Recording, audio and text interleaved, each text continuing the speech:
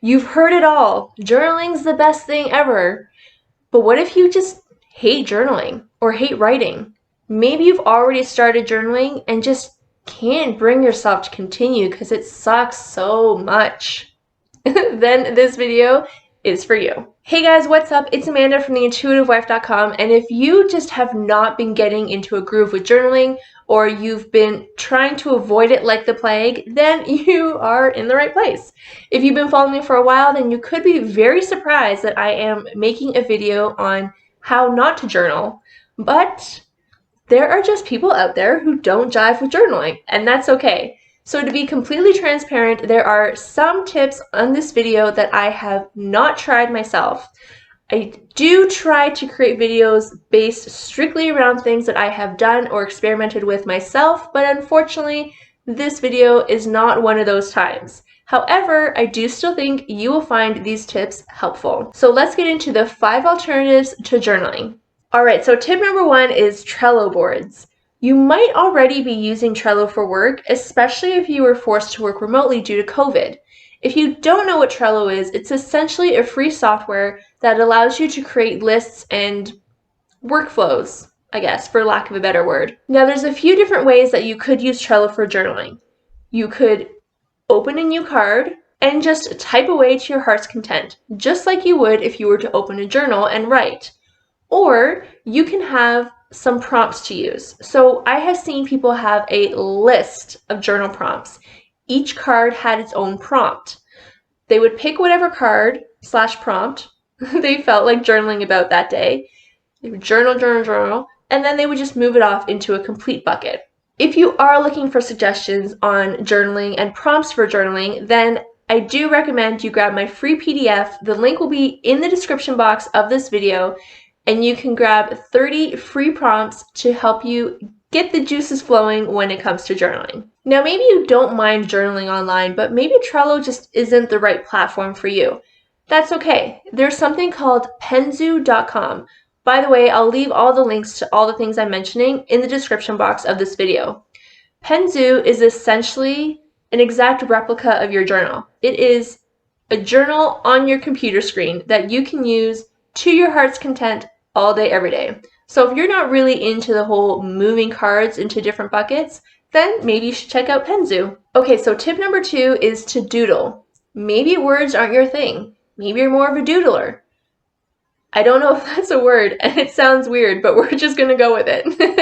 If doodling is more your thing, again, don't know if that's a word, but that's okay. You can literally doodle, now I feel like I'm getting carried away, what your thoughts or feelings are.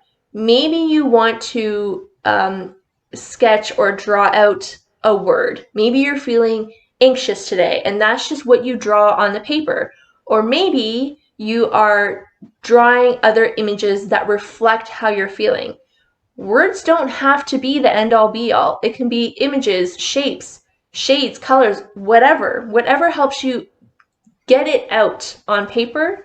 So if doodling or being a doodler is more your thing, that's totally fine. At the end of the day, if it helps you get out of your head and really focus on how it is that you're feeling and how to make this day a better one from how it is right now, do it. Actually, you might even be able to call this art journaling. And if you're not feeling like grabbing a pen and paper, I'm sure you have an iPad or tablet of some sort at home.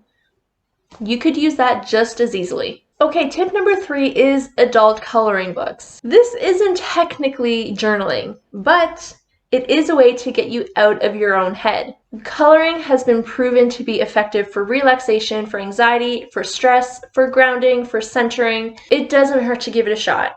Plus, you get those creative juices flowing, and you can literally set the tone for that image based on how you're feeling. If you're feeling anxious and angry today, you might choose to color that paper dark and dreary to really communicate how it is that you're feeling. Or maybe if you're feeling angry and anxious, you're using that as a trigger to change how you're feeling, and you end up coloring that paper bright yellows and oranges and pinks and purples because it makes you feel happy and gets you out of that lower vibration. All right, moving right along to tip number 4 is what I call Short and sweet journaling.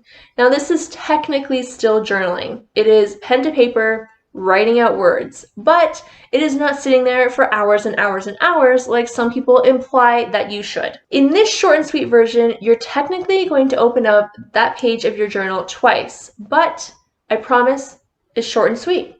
You are going to write down 3 things in the morning. The first thing is your intention. The second thing is 3 things that you're looking forward to today. And the third thing is 3 personal goals. Now, what this does in the morning is it helps you really tune into yourself, plan for your day, so you're setting the intention for your day, but you're also checking in with yourself. How much energy do I have? What am I really going to be able to achieve today? You don't want to set yourself up for failure. So, what are you actually energetically able to achieve today? You don't want to write down the 3 biggest goals that you've had in your entire life if you can barely get yourself out of bed. It's not attainable. At the end of the day, you're going to open up your journal to the same page and you're going to write down the 3 best things that happened to you that day.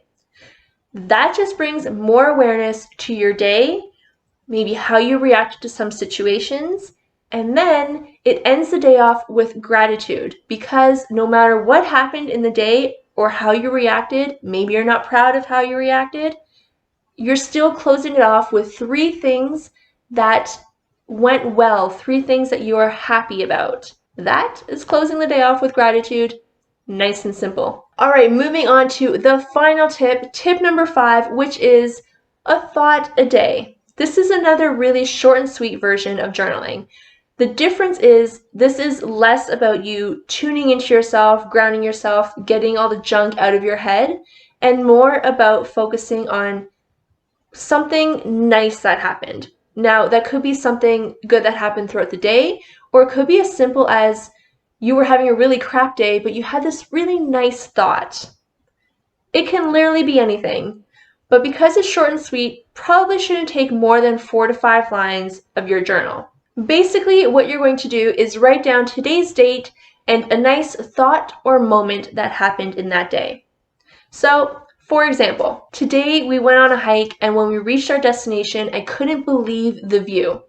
The clouds cleared and I felt like I was in a Disney movie because the birds started chirping. I'm so grateful for these moments together and cannot believe that I have found a partner who loves the outdoors as much as I do. You in no way, shape, or form really went out of your way to journal. All you did was take a minute to gently reflect on what happened that day, something that you were grateful for, something that made you smile. That's it. So these are the 5 alternatives to journaling that I came up with. Now, maybe after watching this video, you have decided that you're not really interested in alternatives to journaling and you actually want to start giving journaling a try, like actual writing out words on paper. I feel like I said that in a not nice way, but that's not what I meant. But anyway, if you do want to try journaling itself, I do have a previous video on it. I will leave it up here for you to take a look at. It is a super easy, no stress, no anxiety way to get started with journaling and tips and tricks that I used myself